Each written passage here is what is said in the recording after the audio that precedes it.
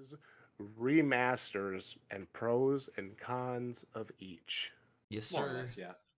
Cool, cool. So I'm gonna let you guys start. I've obviously started the recording because that discussion we were having was delicious. Yeah, it was. I should have been recording that too, but Well, it's all it's good. so It's weird, on right? someone's channel now.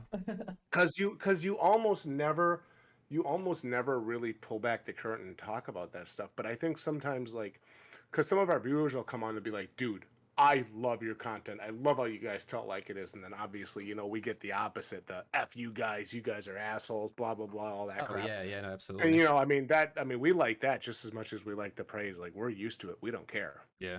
But it reinforces that what you're doing is what they want to see, you know. Mm-hmm. And then sometimes people will come on and be like, why are you uploading this kind of content, or why are you uploading this kind of content? I'm like, bro, this is my YouTube channel. You're along for the ride. Welcome to the Balding Plebs show, bitch. Enjoy it or get the fuck out. Yeah, this is the content Right? we enjoy putting out, and this is what our community likes. And I'm sorry, but if you don't like it, you're in the minority. The majority, you know, has a say more so than you do. So I'm sorry. And I mean, Yeah, hold on, like, like, seal- wait. Like, even with the like have a say sort of thing, it's not even so much the majority have a say. It's more of a thing because like the majority of people will just be satisfied. They'll give you the view and then they'll continue on. Like if it's a live stream, of course they'll comment every now and again. But engagement is like I found it to be like generally engagement from like people is usually gonna be on the either like super like trolley side, which you know if they're like not really invested or they care at all. But if it's negative, that means they care, like they actually enjoyed some of the content or certain aspects of your content in the past or whatever. But like that's all they want, like they want that little niche thing, like that one time that you hooked them, that's all they want. And like Yeah. when they're happy they don't say anything, but the moment they're not happy they're the first people to type or make any sort of like suggestion, you know. So going back to that, actually, it's really funny that you bring that up, because for a while, my friend Sam and I, were doing these. I can't help it, dude. I think it's funny. We were doing these videos where we would basically do like cooking tutorials on our channel. Mm-hmm. Mm-hmm. I mean, dude, I'm not a Michelin star Oh, yeah, I've restaurant watched chef. those. You know, I'm not that, right? But I can cook. My dad was a cook in the Army. He was a 94 B-20, Mm-hmm. and he served during Vietnam. And we cook in the business where I work. So he teaches me all this stuff. And I said to him one day, we were like, what the hell were we going to do? Oh, we were going to make venison tenderloins. And then for dessert, we were going to make eggnog, homemade eggnog, Oh, not Lord. bottle stuff. We were going to make fancy homemade eggnog. I said, bro, let's record it. What are we going to call this? You know, like, because you guys have seen South Park? Quode, have you seen South Park? Yeah. Yeah, some episodes, yeah. Jam, you've seen it? Oh yeah. Remember the episode where Randy is the chef? Cafeteria freeze. Remember that? And now now we're gonna add just a little bit of cream freeze. Oh fuck yeah! You know what? But you know what I'm talking about, right? You guys remember that, right? No, yeah. So, I remember it vaguely, but I do, yeah. So the joke was we go on there and like we record ourselves making this stuff, and all of a sudden I'm like, cafeteria pleb, and we're doing venison tenderloins, and we're doing this eggnog homemade, and it's just like I said, Sammy, I think there's something to this. We uploaded, got like 200-300 views. I'm like, bro, we got to keep doing this. I'm like, every time you come over, we got to record this. And then after about a month of us not uploading a Cafeteria Pleb video, somebody actually came on and said, when will there be more Cafeteria Pleb videos? Like, they really enjoyed that content. Mm-hmm. So, like, to me, that's the difference between, like, a troll and somebody that actually enjoys the content. You know what I mean? Yeah, absolutely. So whenever I be able to detect... read that engagement. Oh, yeah. Whenever I detect that you're being a troll, I just dump it right back. We don't care. So, all right, boys. Remasters versus remakes. Let's do it. Yeah. So Yes, sir. I got three main talking head points here. I got thoughts on remakes versus remasters, the pros and cons, what we generally prefer, and what we feel like makes a good remake or remaster. Second point is good and bad examples of both. And then the last point is games that we would like to see get either a remake or a remaster, or games that we feel like shouldn't get that treatment. So we'll go ahead and start with We'll go and start with Quode on the first question. Thoughts on remakes versus remasters, pros and cons, preferences, and what makes it good or bad. And if it's Yeah. okay with you, Quode, I'm going to turn you way up for this because I actually am really curious to get some other people's input on this topic. Yeah, no. So I'll give a quick little bit of context as far as like where these opinions form from before like I actually launch into it, because I know that there's not going to be too many people who are familiar with my gaming history, nor like kind of the way I look at it. So I'll kind of break it down really quick. Like I didn't start gaming until I was around like 8 years old. Like got the the Nintendo 64. That was like my first console, right? The first games I started playing weren't even like I guess they're kind of like the normal games. Like there was like Mario Kart, 007 GoldenEye. You know, kind of those are kind of the games that got me. And then through that, I discovered other games like Mortal Kombat, the Twisted Metal series, like all sorts of like the older style of games. It wasn't until I got the original Xbox that I got like really big into gaming. But the games that I remember, like I have the most vivid memories of are the RPGs that I would play, such as Morrowind, the Elder Scrolls 3 Morrowind, which was like the first RPG I ever played.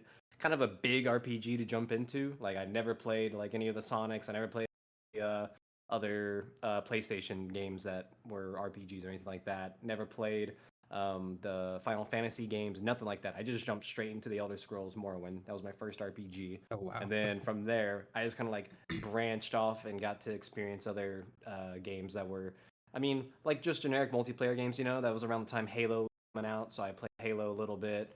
Started playing, switched from Medal of Honor into the Call of Duty franchise, and then got to try Star Wars. I started getting really into Star Wars. Played both KOTORs, both KOTOR 1 and KOTOR 2. Relevant to this conversation, as we'll get to later, because there's been a remake that's been announced for KOTOR. So then moving on from that, my gaming went into like MMORPGs. Had played World of Warcraft at a friend's house, then played RuneScape on my own. Did kind of mainly RuneScape, but kept playing like shooters and stuff on different consoles. Played Skyrim when it came out on 360. Played Oblivion, etc., etc. Stuck with the franchises that I really loved.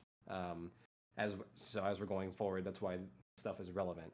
And then the past few years, I didn't get into PC gaming until around like 2013, 2014. Immediately got hooked on a game called Insurgency. Started playing it competitively. Started streaming it. Did a lot of stuff for it. Shoutcasted, coached, did analysis work, the whole shebang. Just really tried to cover the game. Through that game, got into Counter-Strike. So most people went from Counter-Strike and got interested in Insurgency because Insurgency was a mod for Counter-Strike at one point. And then I was the opposite. I got into Insurgency and discovered Counter-Strike because I was curious about how Insurgency was formed. So little bit of like role reversal here, as you can tell. Like I didn't get into RPGs through like the JRPGs or the classics. I was very much considered a new kid on the block. And then even nowadays I tend to lean more towards like something that intrigues me and is an experience, like a new experience that's in a world I am already familiar with, right? So we'll start off with like the difference between like a remake and a remaster from my perspective, and I'll kind of like go into the pros and cons as well. Obviously, like a remake is more or less I would consider it more of a reboot. Like when people say remake, I don't think of it as like we're taking this old core functionality that was proven successful and we're remaking it with new hardware, and that's pretty much it. Like that's not what I view it as. I view it as more of a reboot where it's like we're going to take the core of what we believe to be the philosophy of this game and we're going to remake it in our own way using new technology that we have access to, and you possibly utilizing new mechanics that weren't possible back in the day, or maybe just weren't considered to be paired with that particular game. So because I think of it as a reboot, it's kind of like you're looking at a movie franchise, right? You're either going to get a really great one or a really bad one. Everything with a remake is dependent upon the project leads, the creative directors that are working in the studios that make these remakes.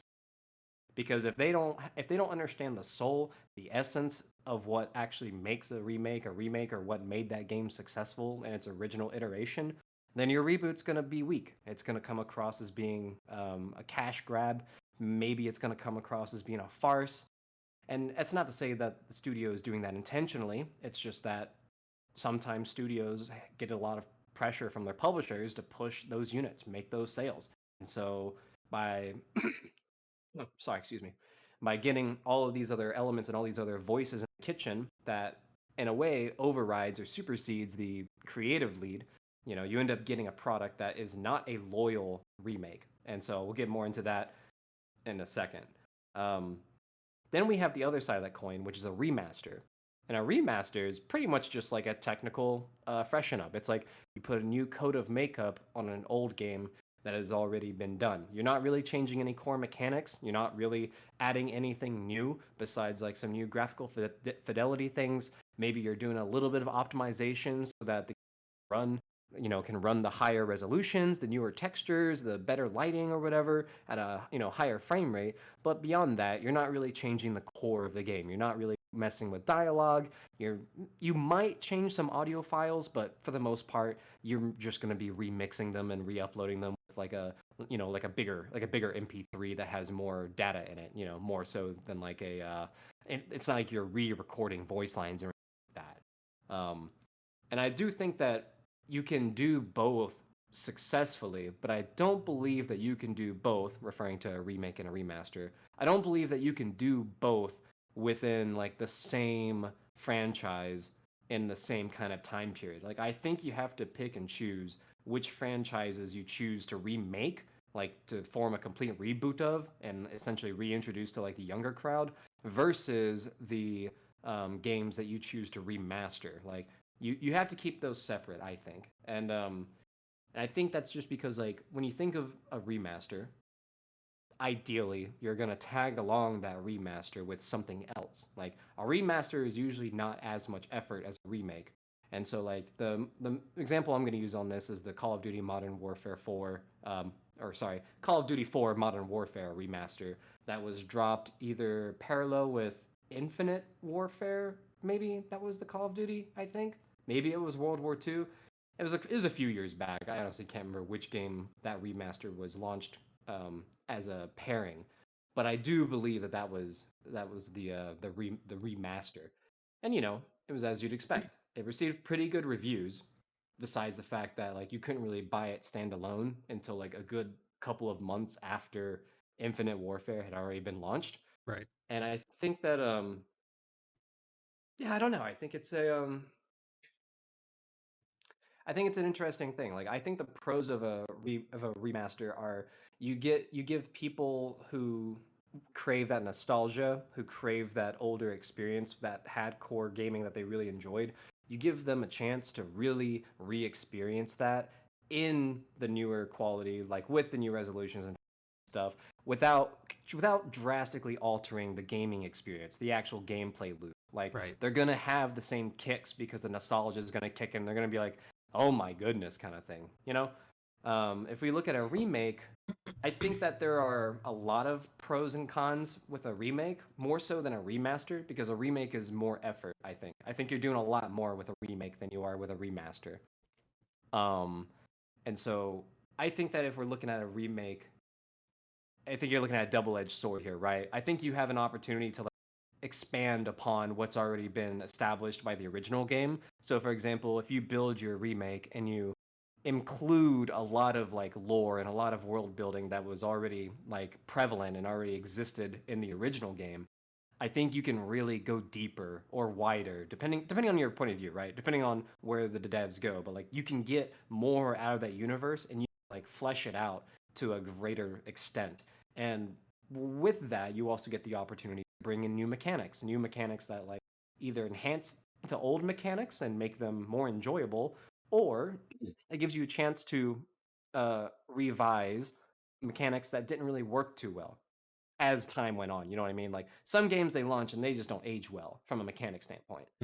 Um, I think with a remake, I think that gives developers a great opportunity to fix those wrongs, so to speak. Not that they were wrong at the time, but as time changes, there's new things that come around. And I don't really have any spectacular examples off the top of my head because I believe that most of the games who have received like good remakes are Final Fantasy games, and I've self-admittedly never played one. I've heard good things about a couple of them, but for all the good I've heard, I've also heard bad. So that leads me to believe that so far in today's day and age, as far as gaming is concerned, remakes have a very like plus minus effect, and it's not very consistent. Like it's always going to be a mixed result. Right. I think remasters are more positively experienced because the older people that are going back to those games for the nostalgic kick, they're more likely to give like positive feedback on that just because it's like, yes, this is what I wanted. This is the game that I loved way back then, but now it has like these amazing graphics and this optimization that I never thought it would have, kind of thing. And so I think generally speaking, your remake is gonna have people who are like, "Oh, you changed too much about this game," like, you know, because that's the danger of a reboot, right? You look at movies, like there are some reboots that are done, and their entire enjoyment is almost like you have to be predispositioned already to know the franchise or know that particular film in and out to appreciate like any of the new things. Like they don't stand alone is what I'm saying. Like if you removed your memory of the originals, like these reboots don't really do it for you. Like they don't attract new people because it's just a subpar product that is utilizing the name of its successful predecessor. Right. And I think that's probably the biggest con when it comes to dealing with a remake, especially versus a remaster. Like, obviously, the biggest con of a remaster is that you don't get anything new besides like the graphical fidelity and some optimization thing. That's obviously the biggest con. Like, you're going to be getting the exact same game that you played all those years ago. So it's not going to be a new experience. But the remake, you could be at a very high risk of having a huge disappointment because it's so far from the original that it's unrecognizable, and it doesn't stand on its own because it's leaning too heavily on the history of its predecessor more so than on the fidelity and strength of its own product. So I think that like if we look at I already kind of mentioned the COD 4 Modern Warfare remaster as being like a fairly good remaster as far as reviews go. And I think it's fair to say that when it comes to remakes, I do think Final Fantasy, from what I've seen, has made some really spectacular like comebacks. Like because some of the older Final Fantasies are they get played like they get the crap played out of them, and they have all sorts of new mechanics and stuff all in jammed in there. Um, so yeah, I mean, I know that's a lot. That was a lot of ramble to kind of go on, but kind of No, like no, you're good, man.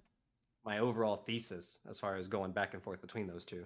Oh no, I What got you. about That was really well put together and well constructed. yeah, I mean, I don't know how you guys feel about RPGs, but I feel like RPGs are kind of like the bigger element behind remakes. I think more of those could like deserve a remake when compared to like other genres, you know? Mm-hmm.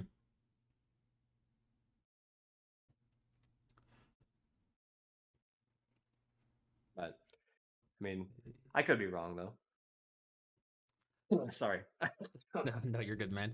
No, I pretty much agree with everything you said there, and you nailed on the head what a remake is versus what a remaster is. Remake is almost like you said, core mechanics are changed. Sometimes stories change, music's changed, themes are changed, levels are changed. It's depending on the company who remakes the game. It could be a complete reconstruction of the entire game from top to bottom, or it could be as simple as just changing basic gameplay mechanics and giving everything a higher graphical fidelity and this, that, and the other, adding in new mechanics, or like you said, even improving upon old mechanics to improve them, make them better.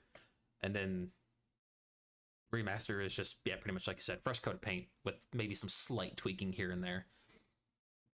But yeah, no, absolutely good stuff, man. As far as the RPG element goes, I haven't played too many RPGs, if I'm being honest with you. The kind of like you, my first RPG that I was introduced to was Skyrim. So Elder Scroll series, but it was Skyrim, the one that everyone kind of loves to hate. Yeah. Well, as you were kind of breaking things down, and I was writing down a list of games that I would like to see remade, not remastered, though two of these I would take remasters of.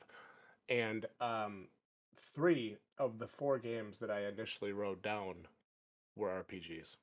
Yeah, exactly. And what kind of what kind of year range are we looking at? Like these games that you're wanting a remake? When was their like original release? All 3 of them are 3 of the 4 are from the PlayStation era. One of them is Sega Saturn. Oh wow. Yeah. Yeah, that would be So crazy. I'm of the camp that does not believe the Final Fantasy remake is everything that people think it is. Okay, I personally thought it was overrated as hell. It's fair. good. It's fine for what it is, and I knew what to expect, but I I think it's just another Final Fantasy game at this point. You know, people telling me that Final Fantasy VII Remake was the game of the year. No, it's not even close. Like, sorry, it's not even in the contention for it. I played it for a week and I stopped. Uh, for record, I grew up with Final Fantasy, beat 7, 8, 9, 10, and I put, my hundreds of hours in. And I really do. I think I'm exhausted on that style of game because whenever I find myself trying to go back and play, I go, I'm bored. Yep. I mean, like I've seen this before. I don't need to see this again. And I kind of feel sometimes like maybe that's the curse of having gamed since I was 6 years old. Yep. Hmm. And then, Possibly. you know what I'm saying? Because, people will accuse my brother and I all the time of, well, you guys just don't like any games anymore. I just don't want to play the same shit I played already. You know what Yeah. I mean? To me, Final Fantasy VII Remake was the same shit I played already. It wasn't anything, it wasn't anything wild or outlandish or different. It was the same. Um, I I really liked how you broke down the remaster versus the remake, right? And like I think that's a huge difference that you need to make. Hmm.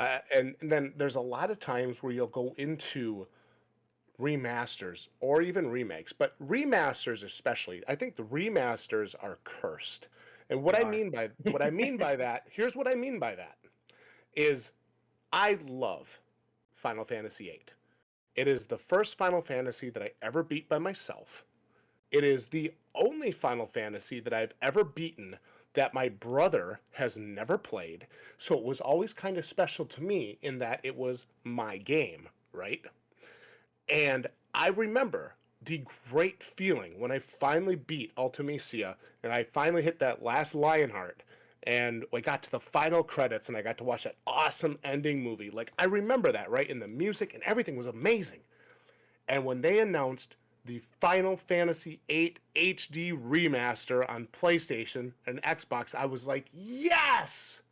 I cannot wait. And I played it for a week. Do you see where I'm It's going the. with this? I no, I definitely understand. Yeah. It's So it's would it be fair to say that the nostalgia kick didn't last as long as what but it should have? it's exactly what it is though. It's a nostalgia kick. It's not a continuous adrenaline drip.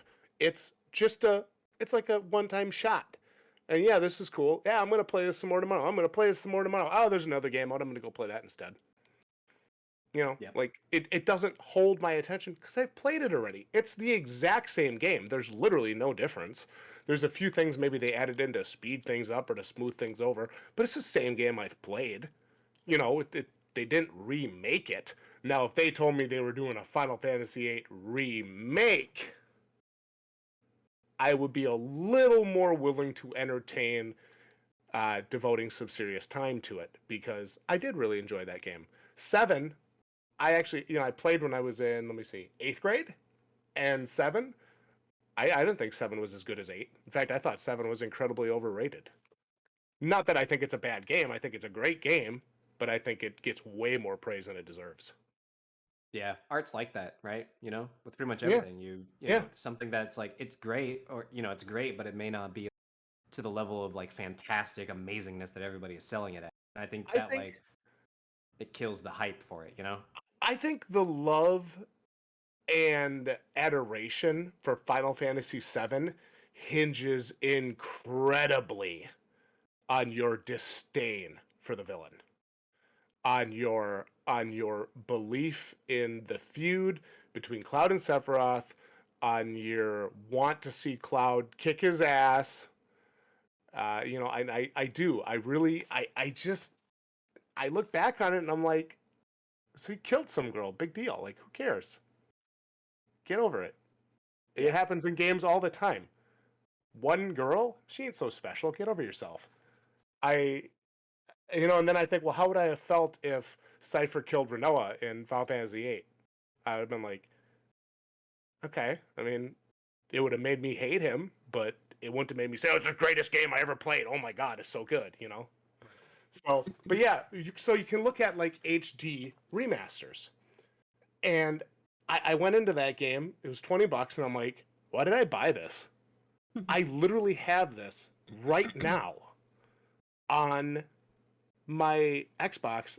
Why did I rebuy this? I There's think no that's the difference." poison dagger, right? That's kind of like the poison chalice of a remaster, because like you Yeah, have already played the game. It's just, especially if it's a really well done remaster, where like they loyally, like I said, everything is the same from the original. They just kind of that's added some makeup to it. well, Yeah, that's what a remaster is. A remaster is not supposed to be a change of the game. A remake is supposed to be a change of the game. If you tell me you're going to remake a game, I expect it to look and play a little bit different. I do not expect to play the same game. Right. So what I mean precisely. by that is, so let's take a look then, if we can just jump off from here for a second, because Sure. there's a game that while we were talking I thought of, because I see how it is marketed. I run a business. I do sales. I do retail sales, and in this business, um, I always think to myself, well, how should this be labeled? So let's talk about this then. Let's talk about the Resident Evil remake for GameCube. So, Resident Evil, as we know, launched PlayStation, Sega Saturn, Right. and Dreamcast, I think, also got some Resident Evils early on in the day, Mm-hmm. right? But let's talk about the original Resident Evil 1, the first one, the one that started it all. Great game, by the way. Loved it. Love classic Resident Evil. I played it Sega Saturn, played it on PlayStation, and any other platform where I could. This is the original, the classic.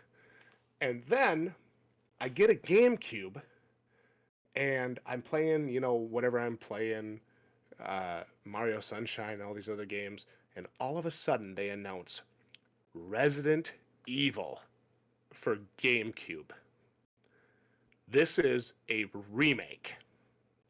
They took the original game, gave it a gorgeous coat, arguably the best looking game on GameCube. They gave it a gorgeous graphical change, Mm-hmm. changed some gameplay elements, changed some locations, some puzzles, and some enemies, but still stayed true to the core vision, right? Yep, the philosophy of the game. Yeah, no, Yes, I 100% yes, agree. yes. But the game itself was, I thought that Resident Evil remake, this probably an unpopular opinion, that's fine. I thought that was better than the original. It blew my freaking 17-year-old mind, dude. I remember playing that game going, holy shit. This is amazing. I can't wait to fight the first hunter. I Right. can't Mona Lisa? Who the hell is that? I can't wait for this, right? Hmm. Now you go on the PlayStation store or you go on the Xbox store or you go on Steam. How was it listed? Resident Evil HD Remaster. Yeah. Yep. So Yeah. I believe that game's label is inappropriate. That is Resident Evil Remake. However, for the time period that we're living in, because when it was released on GameCube, it was a remake of the PlayStation, the Sega Saturn, and the Dreamcast version, Mm-hmm. right? Yeah, it's pretty much a Now, 6 year remake. Yeah. yeah, and now when it's getting re-released and they're basically taking that version, the GameCube version, they're touching that version up, which looked gorgeous to begin with. They're taking that version, touching it up, nice coat of paint over the already gorgeous aesthetic, maybe doing something with the sounds or controls or camera angles or whatever they're doing, and they're re-releasing it on 1 and 4 on the Xbox One and the PS4 and PC. So they're Yeah, calling it technically a H. remaster. It is Yeah. technically a HD remaster Mm-hmm. of a already remake. So then, I just wanted to do a little mind fuck with that for a second. Yeah. Then my question to you guys is: so we just had a Resident Evil 2 remake and a Resident Evil 3 remake here recently Right. on all platforms. So my question to you guys is: do you think someday down the road, when we have like 12K mind imprint, blah, gameplay, Tesla, whatever, when we have that, do you guys think we will someday get a Resident Evil 2 remake HD remaster? It's very possible. I mean, they do questionable things at times, and with you bringing that up, I think that it's not outside the realm of possibilities. Because again, the Resident Evil that we see on the store, the Resident Evil HD remaster, Yeah, I'm looking at it now. It is not an HD remaster. That is a remake. Mhm. That game was a remake. So I feel like I feel like the time period that you're playing that game in determines whether it's a remake or a remaster. Yeah, it's also kind of 100%. interesting. That kind of like because that kind of like breaks the rule that I was saying earlier. Like I don't think it always makes sense to like have both a remake and a remaster of like the same franchise. But obviously, the example you just provided is like they did both. They remade it, and then like easily a decade and a half later, they like remastered that which was already remade. Well, And that's interesting. I think it's fair to say, right? A lot of the, I'll say kids, a lot of the kids or a lot of the gamers that are experiencing the Resident Evil HD remake or remaster for the first time, that's the first time they've ever played that version of the game, right? Very They true. didn't have access to a GameCube or they didn't have access to any other platforms that it was on at the time. So for them, I think that is in fact a HD remaster of an existing game. And they're almost looking at the original PlayStation version of Resident Evil as like a super retro title, something that you would find like on the Atari almost Right. Yeah. Yeah. No, on you're that right. level. There are some kids, if you really think about it, there are kids nowadays who like have never even seen like an original Xbox or Mhm. whatever. So to them, Yeah. like anything that even resembles like the like Morrowind or Halo 2 or Mech Assault especially. I remember that was like an Xbox title that launched. Like these kids like they think of those games as retro games. Yeah. They consider them to be legacy things that aren't like modern. Like they're just classic games. That's crazy to think about. Quode, would it be okay if I picked your brain for a little bit here during the podcast? Would that be cool? Yeah, sure. So you said you started with the N64. Yes. Can we kind of just go? Can we kind of just go back? Jammer, I'm not leaving you out here. So if you played on 64 at all, Jammer, if you have any experience, feel free to jump in during the conversation. Add your 2 cents, obviously. So you said you started with N64.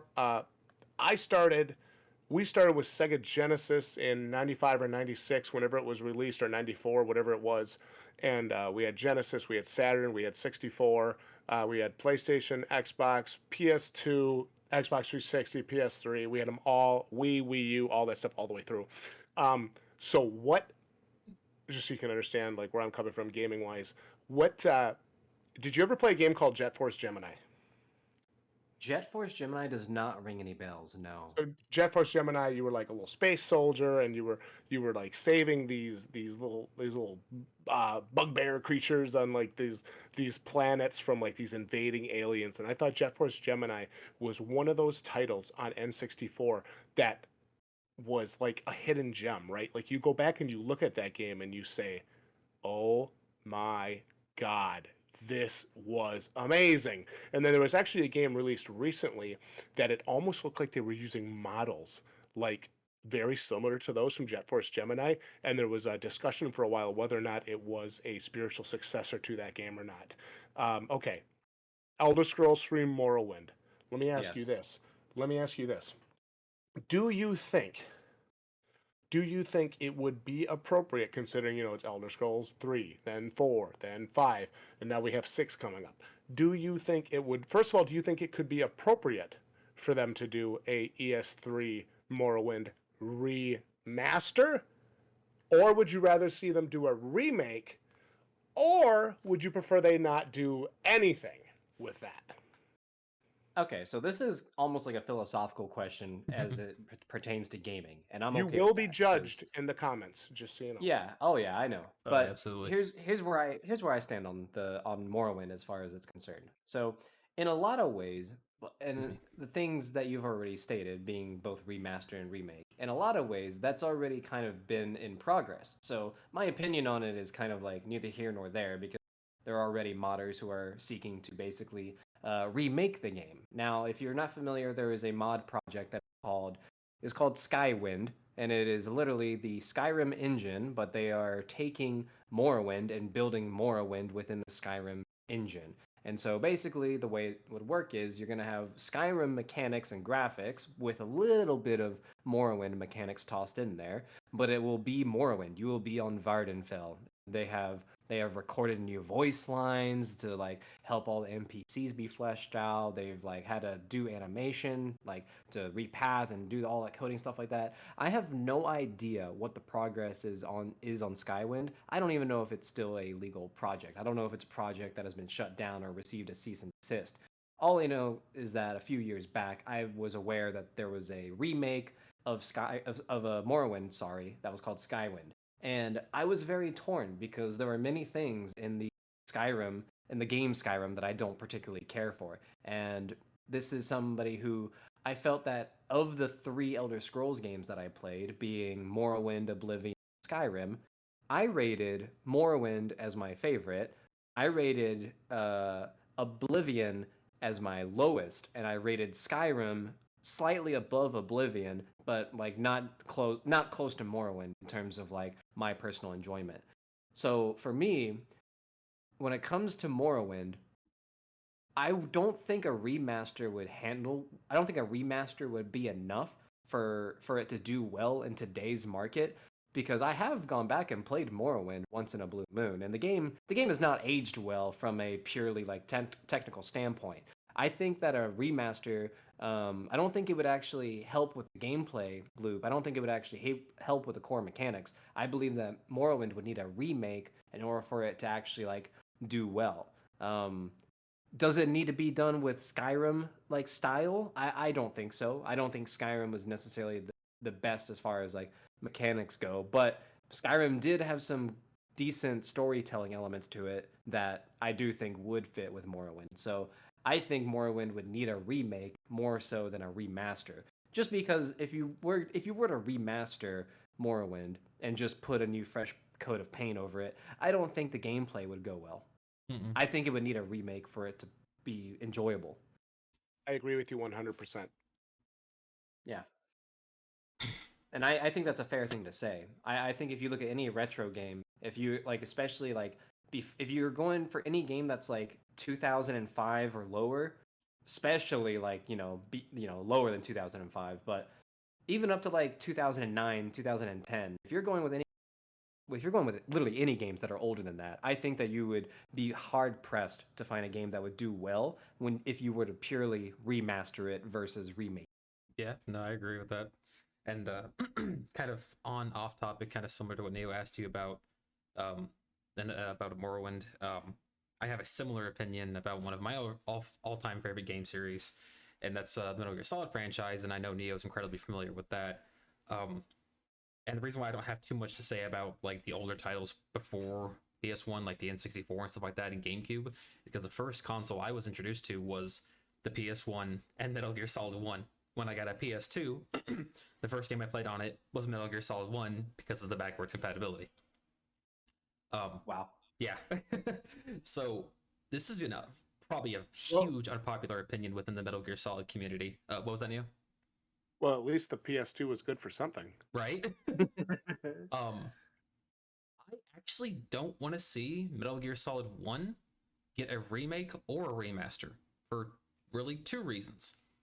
Number one, let's say they do a remake. We had the Twin Snakes remake. Another unpopular opinion, I do not like the Twin Snakes remake at all. I hate it. I despise it with every fiber of my being. I like it as a game. It is fun. Yeah, absolutely.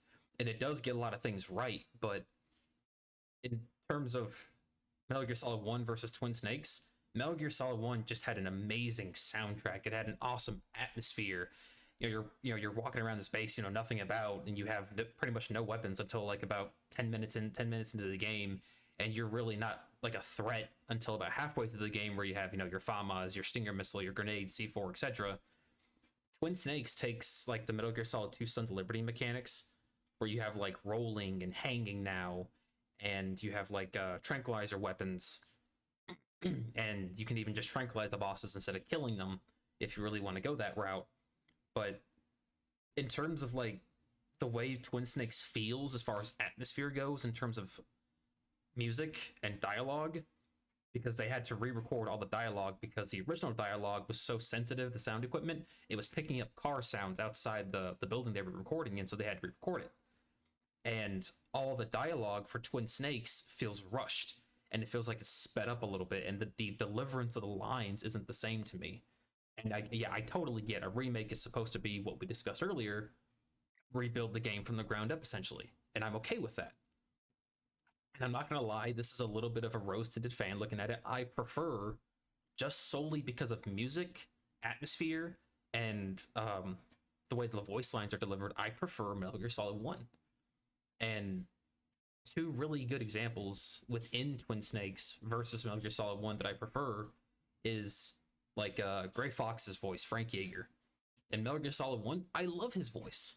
He has a fantastic voice actor. I don't remember his name, so I apologize. If you know, let me know. And then in Twin Snakes, I don't know who the hell they picked to voice act Gray Fox. And granted, he does do a good job, but I cannot get on board with liking that voice actor, mainly because of Metal Gear Solid 1. And then when it comes to the final fight with Metal Gear Rex, number one, the theme playing in the background is trash. I'm sorry. And the way Metal Gear Rex sounds in comparison to the first game, it sounds like it's sick or like it's not finished. So Metal Gear Solid 1, as far as a remake goes, because if they were to remake it, what's that?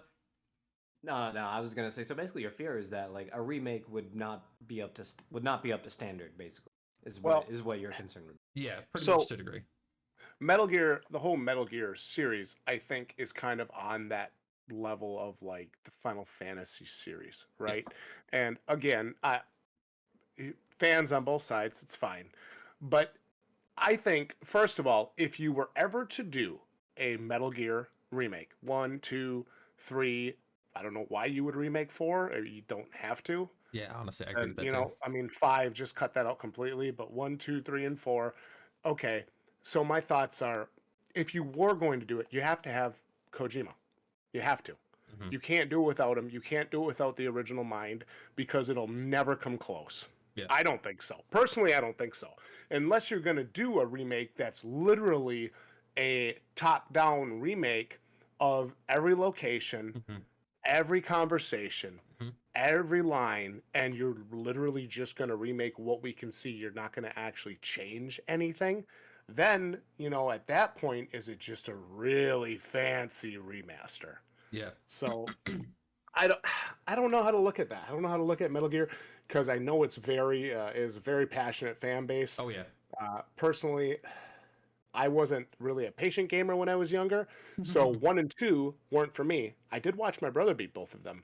1 and 2 were not for me. I thought they utilized some really cool mechanics. I remember switching the controller port to fight Psycho Mantis. Yep. I thought that was I thought that was one of the coolest things, right? Like we'd never experienced that before. That was a first.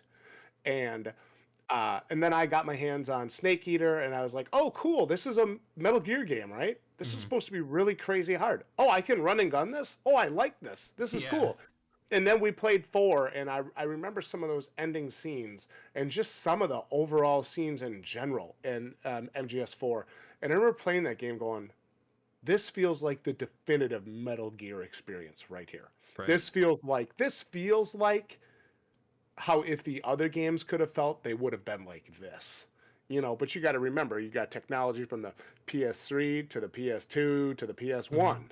So I mean, I get that. I don't know. I personally,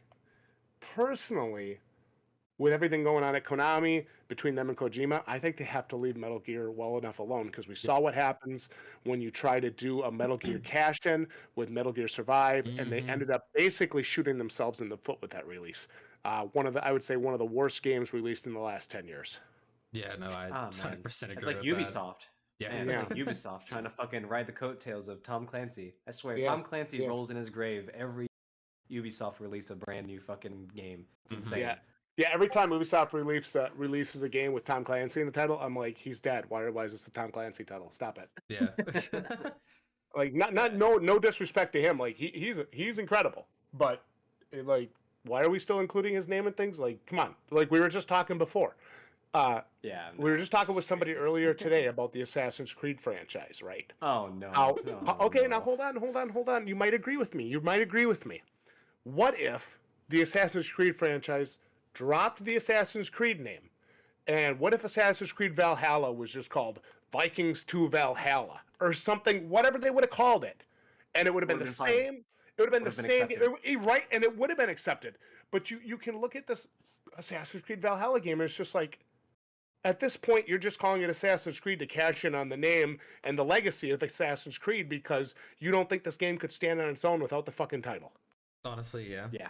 And one thing I do have to kind of add to that is I firmly believe all the passion for Assassin's Creed for making the games, you could honestly argue it went out after the Ezio storyline stopped Because it did. after Black Flag, because I really did enjoy Black Flag. It's fine to enjoy those games, but I'm not even going to say the last good Assassin's Creed. Unpopular opinion, 1 and 2 were the only good Assassin's Creed games. I Yeah. honestly after never the beat top one, to tell you the truth. After So that, it one- just felt Yeah, 1, 2, and Revelations, because Revelations was like a DLC, kind of like it was like an addendum to 2, to be honest. Like it wasn't. I don't know. It was like a 2.5. I can't. It was like I don't know. It was an interest, but I did like Revelations. But yeah, no, I agree. Assassin's Creed franchise. I think once you did the first 3 games, I don't think you needed to put the Assassin's Creed title on any of those other games. Yeah. Like Assassin's Creed 3 could have just been called Native American Frontier or like something else cooler, like, you know, American History or, you know, American History fucking Y or something like that. And then Black Flag could have literally been Black Flag was kind of a cool name in of itself. It could have just been like Black Flag, like IC's Black whatever. Flag or some shit like that. Yeah. Yeah. So Jammer, we kind of talked about remaster versus remake. What else did you want to talk about in there? Games we want to see remade? What else you got for us? So yeah, we can. I think we've kind of already touched on good and bad Games that examples. Yeah, we Yeah. should honestly go over to games that we feel like should get the treatment or shouldn't get the treatment, whether it being a remake or a remaster. I kind of already did mine with the one I don't want to see get a remake, but like 3 games that I feel like should get a remake, and the last one honestly should just get a remaster, so that I kind of have my thing mislabeled here. I would love to see Dino Crisis get a remake. 1 and 2. Right here, got it on my list, bro. Yeah, 1 and 2. Dino Crisis 1 and 2 absolutely needs a remake, and I would play the shit out of that. Resident Evil might be an unpopular opinion. Resident Evil 0. Huh. Fine. It came out at the same time as the original Resident Evil remake on GameCube, bitches. And the last one that I want to see get a remaster, and I'm pretty sure a lot of the fans in the Ace Combat community can agree with me on this, is I would love to see Ace Combat 0, the Belkin War, get a remaster. That game, to me, stands out more than all of the other Ace Combat games, especially the newer ones, and they're not bad. I still enjoy them, but Ace Combat 0 does such a fantastic job as a PS2 game as making you feel like Jesus in a fucking fighter jet. Like, it really does. Like, Didn't you just get a copy of that from somebody in the mail? yes, I absolutely did. Thank you, Neo. Appreciate that. Playing the shit out of that. It's great. Fantastic. I love it. My childhood back in one game. But I mean, like, there are missions where after a certain point in the game, you start getting referred to as the Demon of Rosgrees, or not Demon of Rosgrees, Demon Lord of the Round Table. And even in the final mission, when you're getting ready to like stop the big bad guy at the end, like your commanding officer in your ARAX or whatever is like, Demon Lord of the Round Table, I pray for your success. This game is just fantastic from start to finish.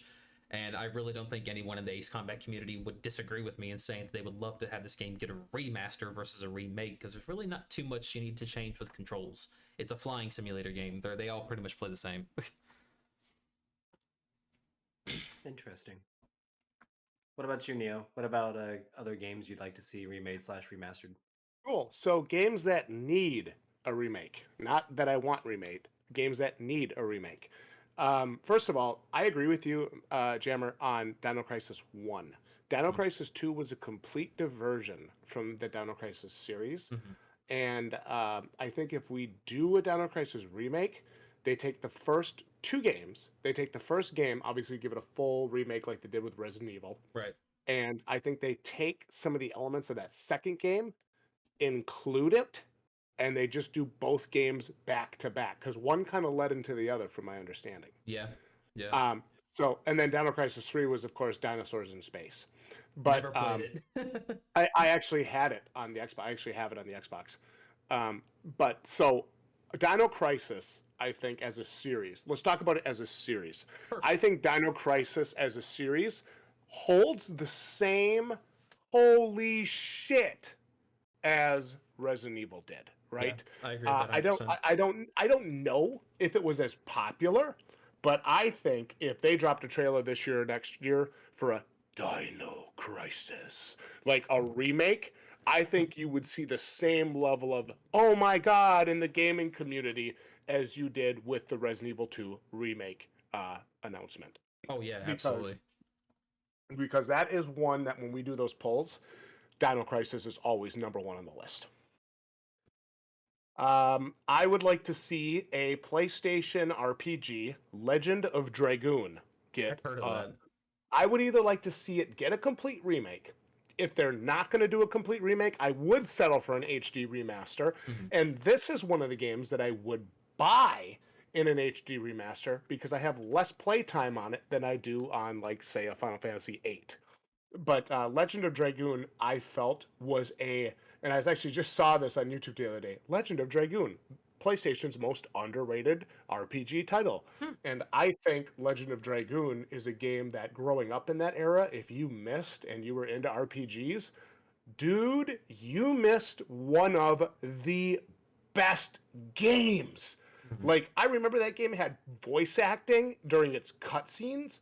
My brother and I are just looking at each other like, holy shit, bro, they're actually talking. Oh my God. You know, like we couldn't believe that, right? We'd Mhm. never seen that before. We came up in the time where when Final Fantasy X had full voiceover, it was mind blowing. Oh yeah. So yeah, I remember playing that game. It had like attack combos, and you could transform. And depending on what your level with your Dragoon element was, with your Dragon Spirit was, it would change the battle screen. It was so cool, dude. That's a game I'd love to see remade. I would love to see them do that. But if they're not going to go full bore on it and give it the love and attention that it deserves, that the original team would have given it, then I don't think they do it at all. I think they just let well enough alone, let the classics be classics, and move on from it. Another game, an RPG, Parasite Eve. I've never I've heard beaten of any of that. those. I've heard of that. I've never played it, Parasite but I've Eve. heard of that. So Parasite Eve, think. So you know how in Final Fantasy, like the current games, you can move around during combat and then attack. Parasite Eve has a system like that. You can move around in a set area, and you can, when you choose to attack, your character stops and she like points her gun or her weapon and attacks. It's really cool, right? And the original Parasite Eve, not Parasite Eve 2, not any of this other shit. Parasite Eve, the original on PlayStation, is fantastic. You can modify your weapons with different weapon parts that you acquire during the game. You can, I think, you could break down weapons. I'm not 100 on that. Again, guys, it's been 20 years since I've played it. I gotcha. But so it had these kind of elements in it, and it had a horror element to it. So it was like it was Resident Evil, it was Silent Hill, it was Parasite Eve, and it was Dino Crisis, the big horror franchises of the PlayStation era. And this was, to me, this was the golden era of these kind of games, right, guys? And man, I remember playing Parasite Eve with my brother. I remember when I was playing, it was Aya Brea was the character's name. And my brother and I are sitting there playing, and he's just like, well, he's like, what are we gonna do, bro? And I remember going to bed at night after playing that game with him and thinking, I don't know how we're gonna get through this next part. I know it sounds so stupid, right? But like those are the memories. Those are like the childhood memories I have of playing these games with my brother growing up together. And I think Parasite Eve, not a remaster, I think it's a complete remake. Mhm. And whether you put it in the hands of, say, like the original Resident Evil creator, or whether you put it in the hands of the guy behind Silent Hill, or whoever you would put in charge of that, has got to adapt and has got to adopt that original game's feeling. Mhm. I just think, man, it could be so good. And if they really worked on the creep factor, horror games have come so far. I Mhm. would love to see Parasite Eve get a remake. Yeah. So we did Dino Crisis, we did Legend of Dragoon, we Mhm. did Parasite Eve. How about Silent Hill? But there's a caveat here. Hit me. Under Hideo Kojima. Oh, because of PT. Yeah. Hmm. Yeah, that would definitely be awesome. Weigh in, boys. Lay it on me. I think the only thing we're missing from that is the fact that Guillermo del Toro, I butcher his name every time, sue me over it. He Guillermo del Toro. There we go. He recently came out and said that he does not want to work on any more video games. So I wonder how well Hideo Kojima. I'm pretty sure he could pull it by himself, but I wonder how that would affect the overall product without him being there. Because he was in Death Stranding, and I don't know to what degree he was involved in. As far as I know, he was just voice actor, mocap, and all that fun stuff. But I remember watching some gameplay the first time I ever heard of PT, the playable teaser, when it came out, and I legit, because I was like 19 at the time, man, I was still am pretty scared of horror games and horror movies that like really fuck with my head. Like I can't play Subnautica. I have thalassophobia at its finest. I cannot beat Subnautica. Um, I legit had problems sleeping for about a week after watching someone play that one time. Wow. It's pretty powerful. I don't have any horror games are not my bag. Like I never really played them. Like I watched a little bit get played at a friend's house one night, but I like it was like one single night, and I know it was one of the Resident Evil games. I just couldn't tell you which one it was. Like Mm-hmm. just never been my bag of tea. So I don't know. Silent Hill remake. I think that'd be interesting just because of like of the cult following that it does have. I'd Oh be yeah. curious to see what sort of reception it would get being like re-released to like these young Zoomers that clearly have an appetite for horror and for film, horror films and content in general. I wonder. I do think that it would be difficult to like translate that sort of like tension and that sort of like because it's more of like a like correct me if I'm wrong, but isn't Silent Hill more of like a quiet thriller sort of horror game? It's more of like an atmospheric horror game more so than like a blood and guts like shock value sort of horror, correct? There is a lot of okay, I call it kind of creep factor, like situational creep factor, where like it depends about the room you're in or the Mm-hmm. hallway you're in. Yeah, there's monsters and stuff that you fight, obviously, but there's a lot of just empty hallways, and you feel like you're going Yeah. insane half the Yeah. time when you're playing it because there's nothing there and there's nothing there, and you're looking for one key in an entire building, and then you find that key, and all of a sudden you're in this other world where beds are upside down and Mm-hmm. nurses are wearing knives stuck in their back and like just all this crazy shit, and all of a sudden you're being attacked by 20 different monsters, and then it's back to the other thing, and it's Yeah. just like it brings you Crazy. back and forth and back and forth and back and forth. And I, here's the thing, right? When I was like 13, I played the original Silent Hill with my brother. I remember looking at him afterwards and going, dude, that's the next Resident Evil. Even though I probably didn't realize at the time that that was Konami's answer to Resident Evil. Yeah. See, I didn't understand stuff like that when I was a kid. But I remember looking at that game and going, it's a totally different kind of game, I feel, than Resident Evil. I feel Silent Hill does rely a lot more on like the static of the radio that you're wearing on your shoulder than actual enemies breaking Mm-hmm. through the door and breaking through the wall. Yeah. You know what I mean? Yeah. So yeah, I definitely think with the right team they could do well. But I agree with you. That would be a very, very hard game to translate. And my last pick for remakes. This is a personal hope, but I would love to see them because they did a Panzer Dragoon remake on the Switch, unfortunately, but they did it on the Switch. I would love to see them do Panzer Dragoon Saga. I know that the original game code allegedly like got lost, or not deleted, but they don't have it or some shit like that. I forget what excuse they use because they've been talking about that for a while. And I remember just thinking to myself, like, this is my favorite game. It's very rare to find it for Sega Saturn. It's just a very, I think, of the whole platform at the time, very iconic game. It's an on the rail shooter RPG, turn based combat. And you have your dragon, and as you're riding your dragon, as it battles, it changes and gets stronger, and you learn these cool attacks. Oh man, dude, like that shit was the coolest. When I was a kid, I thought I could freaking ride a dragon, dude. I was so into that, man. And some of the special attacks, it's like when you first hit a Lionheart or when you first hit an Omnislash in Final Fantasy, it had the same feeling. So cool. So I would love to see that game get a remake for modern times. Not an HD remaster because I don't think they'd be able to. I would just love to see them actually remake it Mhm. because on the I think it was the 20th anniversary, they actually released a vinyl and CD collection of the music.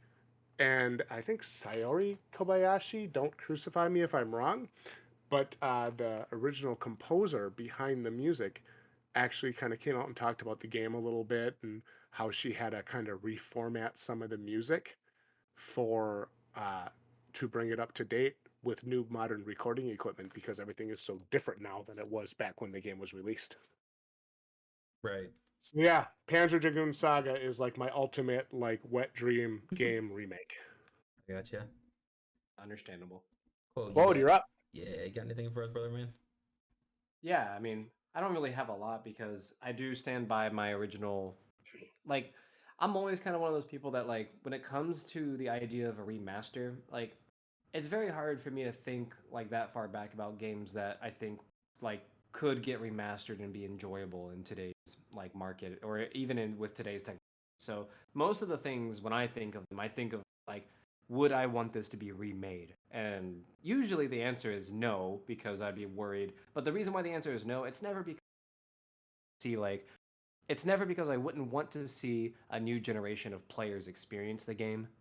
It's usually because I'm concerned that there's not the same sort of passion and not like the people, the game developers would not share the correct philosophy when it came to remaking that game.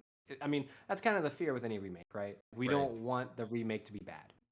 But that being said, I do honestly think that like from a story base alone, and even though this is on my list, and even though this game is already technically getting a remake, the remake is not out yet. There is no gameplay footage. There is no alpha footage. There are literally there's no content. There is no in-game content of this remake. So until that comes out, I'm going to assume that it's not going to be made purely because well, just purely because I have. We'll get into that in a second. But that game, and it's more of a series, is Knights of the Old Republic, Star Wars Knights of the Old Republic. Specifically, I want like like a trilogy of games.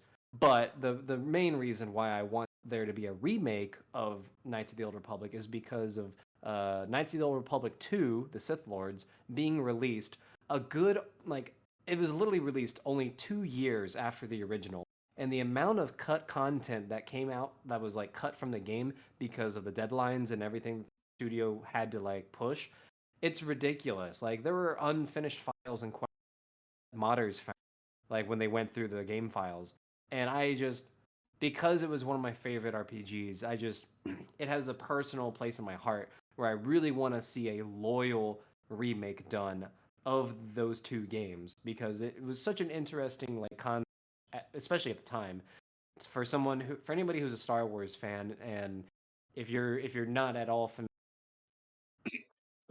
I'm sorry Bless you. for any Star Wars fan who's not familiar at all with like what's considered legends or the lore, the extended universe, just know that there was a time where Star Wars was very like it was very nuanced. It was not purely light and dark. Like there was a lot of shades of gray that came like within the franchise, within the Star Wars universe. And KOTOR did a great job of making the player feel both very, very important and yet also very, very when compared against the powers of the universe. And it did like the games did a really great job of making you bond with like your NPC characters, with your companions, the actual like dialogue options and the replayability that was with those games because of all the different ways you could build your characters. You know, every playthrough, even though you had like basically two endings that you could go through, like the deviation in between that beginning and that various ending was so different. Like different cutscenes, like all your choices mattered as far as what you did with your companions. And although I don't think its mechanics would hold up well, especially the combat, the way the combat was built, I definitely don't think the mechanics would hold up well in today's market. And I'm concerned that any remake that's being done right now will not be done, will not do the story justice. The plot will not be done justice. The voice lines, the voice acting. Like, my concern is that those things will not be handled with the same amount of love and passion that it was handled then. So even though there is a remake announced for public, I don't believe it until it's out, and I still want that remake to happen. I'm just concerned that if the remake does happen, it won't be done with like the proper spirit. I think they'll try to change too much in a remake, because like there was a lot of sensitive, deep topics that kind of get exposed in Knights of the Old Republic. So we'll see. I could be wrong. It can end up being amazing, but I'd love to see that remake. Would love to get a chance to like see what a trilogy of Knights of the Old Republic could be like. Right. Second game is actually not an RPG at all. I mean, technically there was a single player to it, but that game is Mech Assault. And when I say Mech Assault, I'm referring specifically to the original Xbox version of Mech Assault, where you had like split screen, you could like hook up your Xbox together, have an 8-player robotic showdown, just like destroying buildings and running around with these giant mechs. I know that Mech Assault has recently turned into more of like a Civilization or like a Age of Empires type of game where you control like squads of mechs and stuff like that, more so than like one singular mech. Or if you do control one singular mech, it's like turn-based. It's almost more like I really don't have anything to say besides that. It's like turn-based combat more so than real-time, like shooter combat. Right. And I really think that would be a cool concept, because like Titanfall kind of did it, but Titanfall was like, you could be a pilot just fighting, or you could be in a Titan.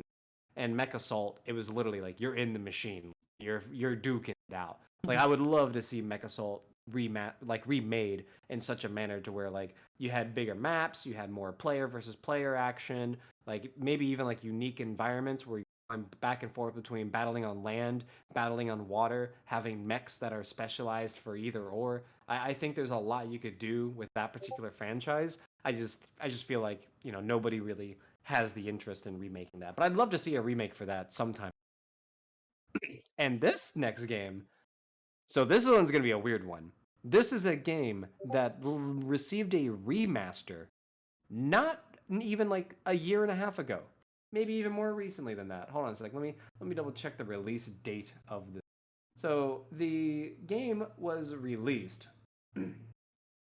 this year in April of 2021, and that is Total War, Rome Total War. So Rome Total War, which is one of the first games I ever played in the Total War franchise, Rome Total War received a remaster in 2021.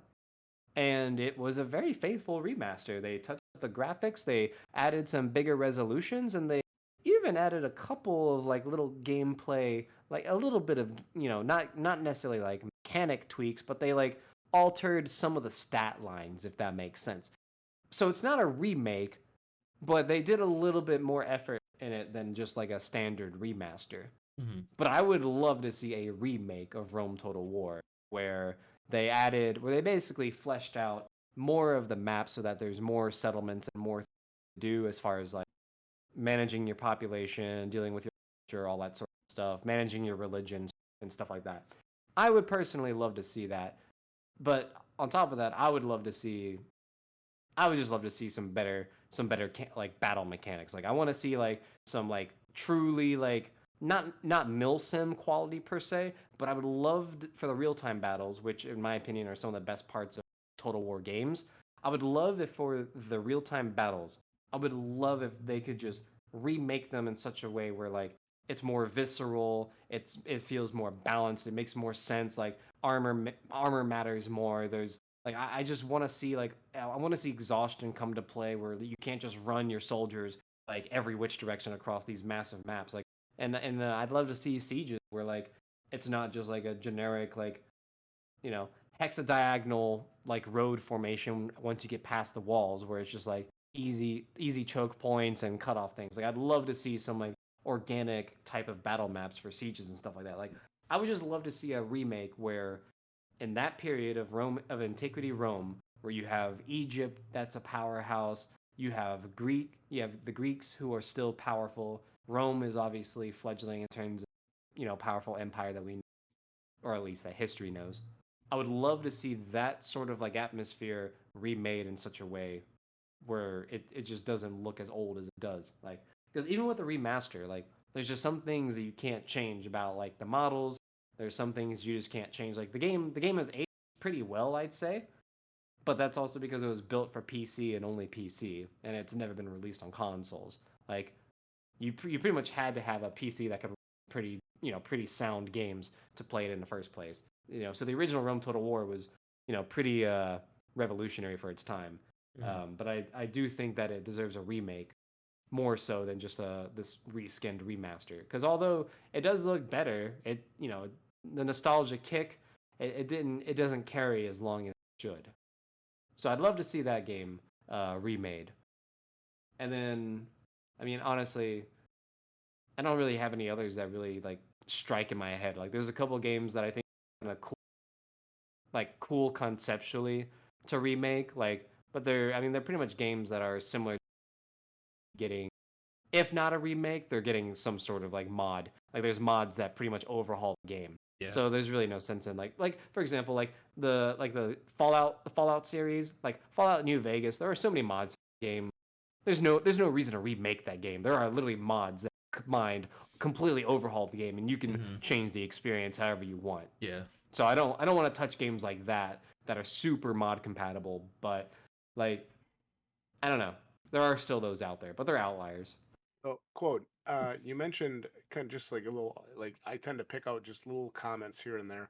You kind of made a comment about Nostalgia Room being on PC, and I was actually wondering for an episode of the podcast if we could get you back on here. Maybe all three of us get together for a discussion in the future to discuss PC versus console gaming, which of the platforms is more prevalent for, and maybe what platform you should be choosing to game on based on your likes, dislikes, and something like that. I was wondering if we could get you back on here for a discussion, maybe PC versus console in the future.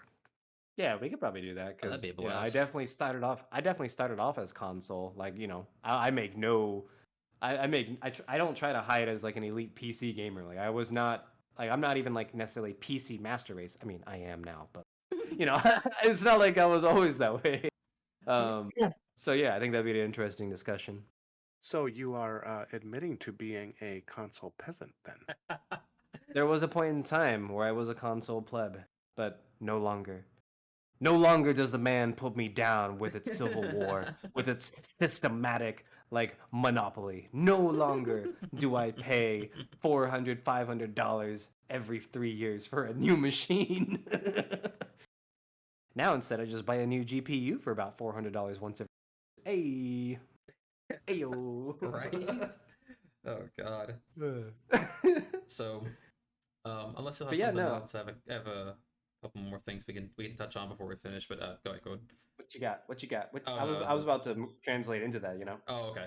So I have a couple of honorable mentions here that we didn't mention. Some of these are gonna piss some people off, and some people are gonna be like, "Yeah, I agree with you."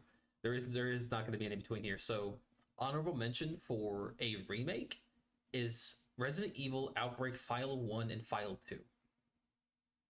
Explain. If either one of y'all have played those games, Neo, do you know what I'm talking about? Yeah, I know what you're talking about. And to be fair, I think if you're gonna release Resident Evil File 1, File 2 Outbreak remake, just put them both together and have it be one game. Yeah. Because I actually did not enjoy Outbreak File 1. I enjoyed the second one more. Yeah, I really did. Two just felt better overall. I don't know what it was So about it. we just talked about this today with Dark Souls 1, 2, and 3. Dark Souls 3 is the definitive Dark Souls experience. It is the best playing Dark Souls experience. I believe that Resident Evil Outbreak File 2 was the best playing Resident Evil Outbreak experience.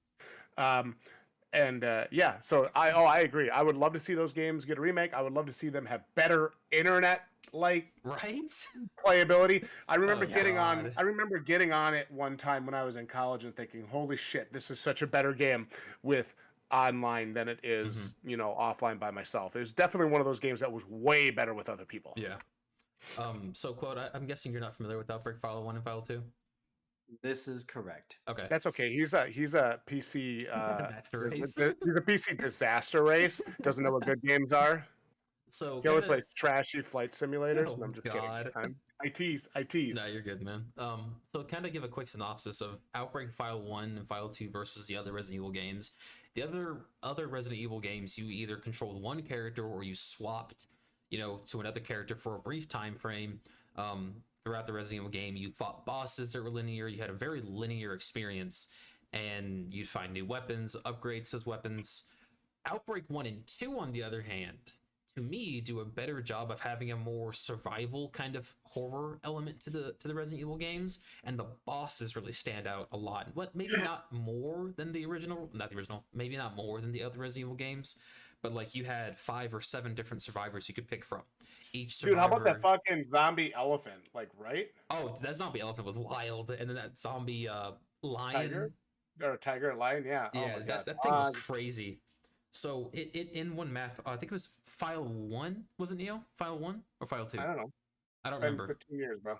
There was a level in one of the Outbreak File games where you were in a zoo, and all of the animals are mutated. The elephant, the lion, there's alligators at one point in time. I even think there's monkeys, correct me if I'm wrong. But yeah. Once you meet the lion, he will periodically just jump you out of nowhere, regardless of where you're at, what you're doing.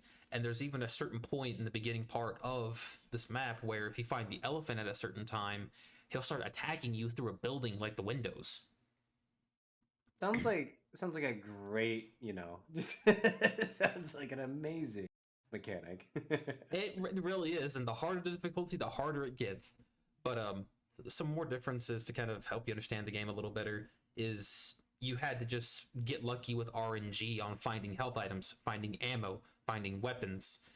Your weapons could break. You had an infection meter that would go up if you took damage. You could actually turn into a zombie. Yeah, you could actually turn into a zombie, and if you were playing online, I think you could actually go and kill other players or kill the infected player. It was a really fun, unique iteration of the Resident Evil franchise, and I really wish they would remake it, man. And that's why I think a lot of people, right, when they announced what the hell was that Resident Evil multiplayer they had, it was good versus bad. It was the heroes versus like Mr. X or whatever. Oh, Operation Raccoon City. No, not Operation Raccoon City. Close though. It just came out with the Resident Evil 3 remake. Oh, and I think that trash multiplayer thing they had that they tried to cash in on. Reverse. Yeah, and they realized that nobody would support. I think initially when that was announced, people thought, "Oh my God, is this like an Outbreak like DLC?" Mm-hmm. Because when we saw this, like, "Oh my God, we're playing with other players. This could be it." And then Right. it was our reverse, and I'm like, they trolled the shit out of you. But I think that's the next, that and Resident Evil 4 are the next two Resident Evil things people want to see remade. Yeah. Definitely. This isn't a remake or a remaster. I guess you could probably argue it's a remaster, but the port from console to Oculus Quest 2 for Resident Evil 4 is so much fun. It's just all it is Resident Evil 4 because it doesn't look any different to me. All it is Resident Evil 4 with motion. So it's basically like the Wii version of Resident Evil 4. Yeah. Which I actually liked more than I liked on GameCube. Honestly, so did I. I can agree with that 100%. I thought I thought the Wii's Resident Evil 4 was awesome, and then they basically took that and they gave it motion controls for Oculus Quest. Maybe a little bit of a graphical touch up, but not by much. It hasn't changed much. Yeah, and it is a lot of fun. I still haven't beat the game, but I'm thoroughly enjoying it. I mean, you can dual wield, you can move around while you shoot, you can actually throw a hand grenade, you can throw your knife a little bit. You can actually flip your pistol around, grab it midair, and shoot somebody. Yeah, it's fantastic. I love it. Yeah. One remake that I am personally worried about, and this kind of ties into the honorable mentions as well, is Dead Space 1. Why? I mean, my thoughts are why remake Dead Space 1, but then I think to myself, like, I mean, it was only a matter of time. Dead Space, the original Dead Space, should get the same treatment the original Resident Evil got, I think. Yeah, I mean, I would have preferred, honestly, just a remaster. I don't know why they're doing a remake of the game, to tell you the truth. Probably because they realized how bad they fucked up Dead Space 3.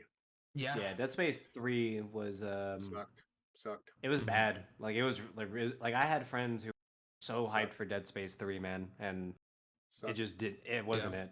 Yeah, like there was a lot of cool concepts in 3. Like you get the quote unquote origin of the markers, and Matt, it was bad. I'm sorry. I'm trying to find good things about it here. What's up? Matt, it sucked. It did. It's It fine really if did. they do a remake for Dead Space. I mean, the remake for Dead Space 1. I'm kind of hopeful for it. I'm hoping that the developers taking this as an opportunity to like redeem themselves. You know what I mean? Yeah, that's what I'm hoping for too. I mean, we haven't seen. I can't be nice. I can't be nice about it, right? Because the original Dead Space is one of the best games I've ever played. Oh yeah, absolutely. And I feel like Dead Space 2 is a rare example of a sequel being better than the original game. Yeah. Yeah. Dead Space 2 to me is way better than the original Dead Space. Mm-hmm. Not saying that the original Dead Space wasn't fucking amazing, because it was amazing. Mm-hmm. But Dead Space 2 was absolutely phenomenal, start to finish. Mm-hmm. It was an awesome experience. And if they're going to remake it, that's fine. But they need to find a way to keep that exact same atmosphere that those first 2 games have. Because if they don't, that game fails and they lose all credibility as a studio. Yeah, no, I 100% agree with that. That's the main thing I'm worried about. We haven't seen any gameplay. I've heard rumors that they were thinking about trying to get the game out this year, like Q2 of this year, which I don't see happening if they're doing a remake. That's way too much pressure. That's really way too much pressure. Like, I don't know how far they are on the game's progress. I was reading an article. I don't know how true it was. I don't remember even the site that it was from, but it said that they were already working on another project. So I don't know if that's insinuating that the game is done. Yeah, basically. or close to being done. I really have no clue. Yeah, I would say that's concerning, but it's more so just like I mean, it's I don't know. Like, it depends on how you look at it. It's either like, oh, they're super beef. Yeah, or it could also be the other side where it's literally just like, oh, yeah, we're just gonna put this aside for now. Mm-hmm. So 2 more honorable mentions, and then we're gonna move into kind of a semi-controversial topic involving remakes and remasters and fans, but we'll get that in a second. So I'm gonna tie these 2 into one. So an honorable mention for a bad remaster, Grand Theft Auto Definitive Edition, and a good remaster is Demon's Souls. I'm pretty sure Neo has a lot to say about the GTA Definitive Edition. Were you looking for an argument? Oh, no. I just wanted to hear what you had to say about GTA Definitive Edition. Well, here's the thing, dude. GTA Definitive Edition was just to milk the fans of the franchise. That never should have been released. That's an irrelevant game that never should have been released. Demon's Souls is a proper remake. That's not a remaster. That's a remake. Okay. That is a remake. Okay, that's my bad. At least I feel like it's a remake. I don't feel like the new Demon's Souls on PS5. I do not feel like that's a remaster. I gotcha. That they rebuilt a lot of those areas. They may be the same game. Mm-hmm. Like I would say like 90-10 the same game, but that's still, when I look at the original, that does not feel like a remaster. That feels like a remake. I gotcha. You see, it's not just like a reskin for like optimization's sake. Yeah, it looks. It's literally like they repurposed it. Yeah, okay, and you can make the same argument then, because Bluepoint did the Shadow of Colossus remake as well, right? Yeah, they did. They did a fantastic job, from what I've heard. You could make the same argument that Shadow of Colossus then was a remaster, which it was not. That game also feels like a remake with the huge leaps and bounds that we've made in technology and graphics since the original's release. I gotcha. Sorry. No, that's my mislabeling here. I've never actually played Demon's Souls, unfortunately, but with this new variant of it out, and now that I have a PS5, I've definitely wanted to give it a shot and try it and see how it plays out, because I've heard nothing but good things about it from people who have played it. If you haven't played the original, I think you're doing yourself a favor by playing the remake. If you've played the original, I think you get the remake on deep sale. Okay, gotcha. And you probably didn't expect me to say that, but that's how I feel. Oh, no, I gotcha. So, last topic, and this one may be semi-controversial to a degree, and I kind of touched on it earlier when I mentioned how I'm kind of a rose-tinted fan for Metal Gear Solid 1 on PS1 versus Twin Snakes.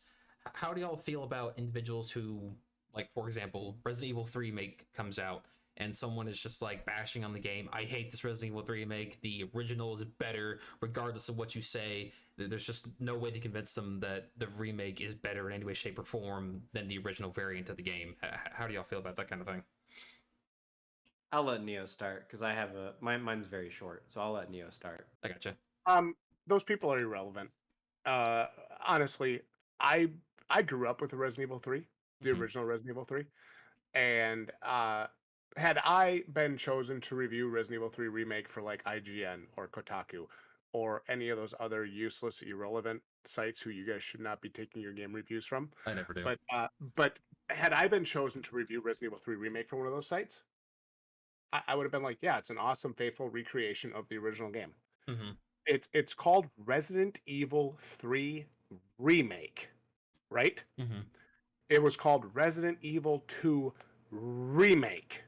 When people would come into our chat during live streams and say, how is the Resident Evil 2 remaster? I made sure to correct them. It was not a remaster. Uh, a lot of the things that you saw and did were either very similar or very close to the original, right? Right. But there was plenty that was changed, swapped, cut, or just modified for, like, say, we talk present time, we talk nowadays, right? Hmm. And there was a lot of complaints that Resident Evil 3 remake cut a bunch of one of the sections. I think it might have been maybe the hospital section or a different section. And Hmm. I remember straight up saying, who cares? Hmm. What's the big deal? Like, this game plays great. Like, when you're in the city and Nemesis is chasing you around and you gotta fight your way through the city, and then you get into like all these different areas. I really like playing the remake. I was like, this feels like a 2021 or 2020 version of the Resident Evil 3 I played when I was a kid. Because when I was a kid, right, auto aim with R2, that was awesome. Like, I was like, oh my god, this is the Yeah. coolest thing we've ever gotten. Hmm. Now I don't have to run forward to the zombie that I can't see, and I can find out if there's a monster in the room with me before he ever sees me. It was like, it Right. was that kind of shit, right? Yeah. So like, I remember that, right? Like, as a kid. And now it's like, well, now we have a totally different over the shoulder view. You can see your whole environment. Like, I liked that, right? Hmm. I was way down with it. And as somebody who has the cred behind him to be able to comment on that, I played and beat the original Resident Evil, like, for PlayStation, I would say probably 8, 10, 12 times when I was a kid. It was one of my favorite games. Right. So if anybody could bitch about it, I would be at the top of the list. I gotcha. And I remember these people coming into my live streams and complaining about it. I'm like, I even said, what are you complaining about? Like, this game, I even said, I'm like, I don't get that at all about this game. I'm having a blast playing it. I Mhm. paid $60 for it just like you guys, and I would pay it again. Hmm. Resident Evil 2 Remake, same thing. Doesn't this just feel like Resident Evil 2 but with better graphics? That's exactly what it is. It's Resident Evil 2 but with better graphics, and we got to go to some different locations that we never got to go to in the original because of technology that has changed. Right. Got to actually go into the Kendo gun shop. You got to actually go to some of these back alleys and see, like, some of these locations off in the distance that maybe you never got to see in full detail in the original Resident Evil 2. Like, it was so cool. Mhm. And I remember playing that and thinking, fuck, they did a great job with this. I wish they'd do this with every Resident Evil. And then, yeah, so we got a lot of that. I saw a lot of that in my live streams, and just ignore those comments. Like, to me, they're Mhm. irrelevant. They mean literally nothing. They add nothing to the conversation. Uh, I think I I think think it's if like, yeah, it's a very easy thing to be a contrarian. I don't think it takes that much effort to be somebody no, who's just like, oh, all we, these people like this, but I don't like this, so we should know we nobody do it else all. should like this. We do it all the time, and it totally works for us on some stuff. But Yeah, right, like, when you're talking about whether or not an actual game is, like, good, like, there if it has to be an really objective tone. There has to be an objective tone, and you have to offer constructive criticism in order for like complaint or for their lack of opinion to be considered. Because like if you're just gonna like blanketly this remake remaster is bad because blah, like a lot of people don't agree with the fact that I think the Final Fantasy VII remakes are kind of irrelevant. yeah, Mhm. And and now that's the thing, right? You're not like bashing on it. You're just simply stating like I think they're rated. irrelevant. I don't think that it's like that important. I don't think that it's really anything that game changing. It's just Well, now there. I see him dropping all these other games, like where you play as Yuffie or whatever, or the squad. Like, all that is just cashing in. That's all that is. And Right. people are acting like, oh, I'm so excited for it. I'm like, dude, they're just cashing in on, I guarantee you, they had that made already. And they're like, we can cut this and sell it as a whole nother game. Just give it enough content. People pay 50, 60 bucks for this, or 30 bucks Yeah. for this. Like, come Ultimately, on, guys. it doesn't matter. Like ultimately, it's kind of like a if more people would just kind of vote with their wallet instead of like thinking that social media or any sort of like content like feedback channel is going to be the way to make that change happen. Like they're kidding themselves. Like Yeah. you vote for change in the industry with your wallet. Either by spending money on things that are good or refusing to spend money on things that are bad. Like whether or not a remake or a remaster is your cup of tea, like the world doesn't really care Yeah. either which way. You're free to say that you don't like it, but if you're gonna make a bold claim as like, oh, this is garbage, because that's a very objective, like that should be an objective statement. Like, oh, this is a piece of crap quality. Like, here's why this is bad quality. The coding is bad. The frame rate is bad. All these other reasons. Like that would be like an objective like measurement to go by. But if you're just gonna blanketly say, "Oh, I don't like this. That's why it's bad." Like it's not bad. It's not I don't like this because it's objectively bad. It's I do not like this, so it's bad. And that's not the way to go about it. Yeah, I've heard a lot of those arguments. Just again, like you said, no context, no objectiveness to it. Just I don't like it. It's bad. Goodbye. I'm going back to the original. I think a lot of the hate for the Resident Evil 3 remake, I didn't see it so much with Resident Evil 2. I got a little bit of it, but a lot of the hate with the Resident Evil 3 remake came from the fact that it felt like they cut some areas of the game, or cut almost certain areas completely from the game, and you only played them very shortly, like the clock tower portion, where you basically had the boss fight with Nemesis, and that was it, and then you were out of there. Or the train part or whatever, where the train crashes, it's very short. Right. So all that stuff. So I remember that, and I did kind of agree with them. I'm like, yeah, this feels a little bit different, but it's a remake. Yeah. It's not a remaster. This is not meant to be the exact game with a graphical touch-up. This is meant to be a remake from the bottom up, and that's why I liked it, because I wanted a remake. Well, it plays well. If it plays well, it plays well. That's all that really matters at the end of the day. It played great. But yeah, unless you, yeah, I don't know. That's yeah. I feel like we've really fleshed out on the remake remaster thing. I think, absolutely. Well, I think, I think personally, I think Resident Evil 3 remake was bad because it was shorter. And I think it was bad because it was bad. I'm going back to the original. See you guys. Unfortunately, Yes. I've never played the Resident Evil 3 remake. I've played the original of Resident Evil 2 and Resident Evil 3, and I played RE2 remake. Really enjoyed it. The only problem I had with it is the zombies felt too spongy. They are spongy. They're supposed to be. Yeah. But Supposed to like shooting. Remember, dude. So any lore right behind like zombies that we've ever had, right? Shoot them in the head, or else you're not going to kill them. Right. So okay. So what if I shot you 5 times in the body? It's probably not going to do as much to you as if I just straight up shot you in the head. Yeah. So like I never really had a problem with that. And even like if you look at like the original Resident Evil 2, each zombie takes a set amount of shots to kill, relatively. I think it's like 4 to 6. And you can either do that, or you can, I think if you aim for a long enough period in Resident Evil 2 Remake, doesn't your sight change? Is that from Outbreak? Remember that? I know When the there guy was a character in one of that the was Outbreak because that was an games. Outbreak. Ken, I Yeah, think his name I was. think so. You could like Yeah, but focus did your they aim a have little that? more. I don't know if they had that in Resident Evil 2 or what they had, but so in Resident Evil 2 Remake, you could aim your reticle where you were going to shoot, right? Yeah. So they give you the option to aim, so why don't you just shoot him in the head 3 times? Kill him. If you're shooting him in the body, you're probably shooting him in the legs trying to knock him down. Like, I mean, you've always been told to shoot for the head on the zombies since the beginning of the Resident Evil franchise. So I guess, your argument's invalid, Jammer. You're wrong. Right? Quit playing games, delete your content, and throw your shitty PC in the trash, you wannabe. Well, shit, I guess I have to now. You have to, because I said so. Omega lol. and I will cancel you. I don't know. You can't cancel me because I'll cancel myself before you can do that. Alrighty, so that was definitely some good shit, my guys. I actually really enjoyed our discussion tonight, and like I said, Quode, I would love to get the three of us back together to do console versus PC gaming.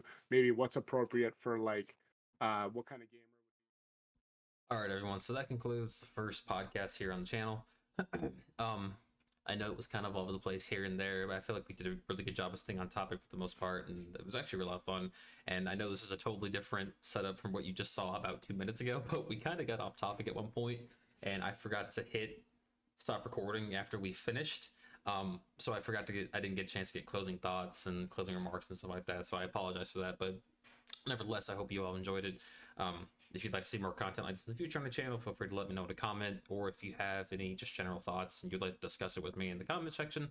I'm usually really good about checking the comment section of my videos, so feel free to drop your thoughts, even if you disagree, if you agree, or if you just don't care.